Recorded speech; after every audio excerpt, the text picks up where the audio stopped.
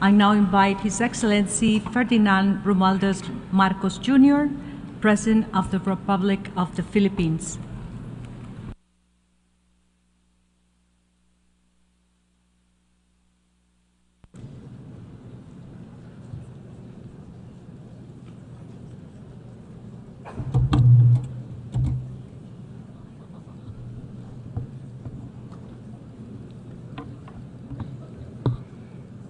Thank you, Madam Chair, Mr. Secretary General, Excellencies, distinguished delegates. It is certainly an honor to address the 70th session of the United Nations Commission on the Status of Women on behalf of the people of the Philippines. We gather here to discuss what is, in truth, one of the most fundamental measures of a nation's progress, the status of its women. We often speak of development in terms of economic growth, infrastructure, technology, or trade. But there is a simpler and more human measure. How are the women doing? If women are educated, safe, able to work, able to lead, able to decide the course of their own lives, then the society is moving forward. If they are not, then no level of prosperity can truly be called progress. In the Philippines, we are proud to say that we have long believed that empowering women is not merely a matter of fairness. It is a cornerstone of nation building. Filipino women have always stood at the center of our national life, as leaders in government and business, as innovators, educators, health workers, entrepreneurs, and as a steady strength within families and communities. Their contributions continue to shape our democracy, our economy, and our national character. Our country has worked consistently to translate this belief into policy, strengthening protections for women, expanding opportunities for education and employment, and promoting women's leadership across all sectors of society. But even as we take pride in this progress, we recognize that the journey towards full equality, both in our country and around the world, is far from complete. Across many societies, women still face barriers that limit their opportunities.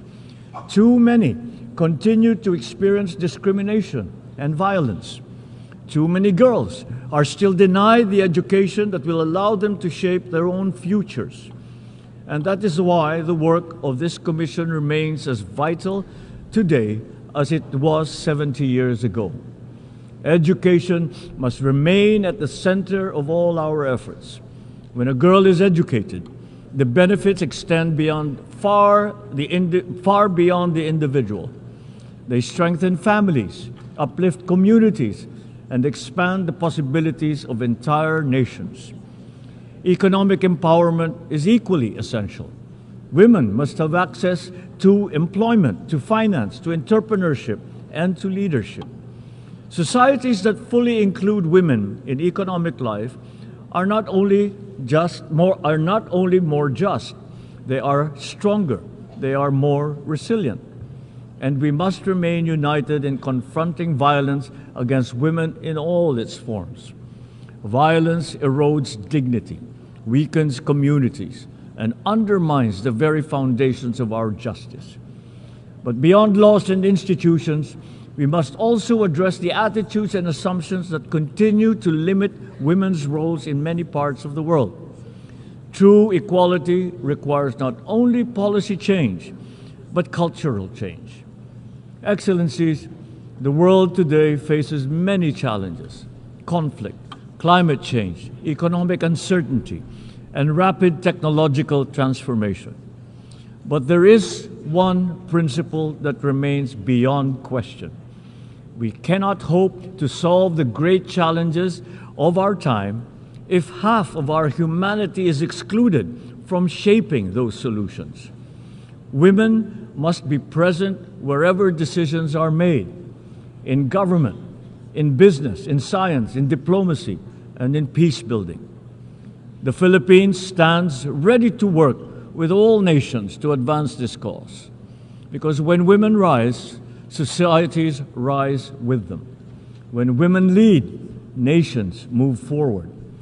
And when every girl, no matter where she is born, can stand with confidence and say that her future is truly her own. And then we will know that we have built not only a more equal world, but a better one for all of humanity. Thank you and mabuhay.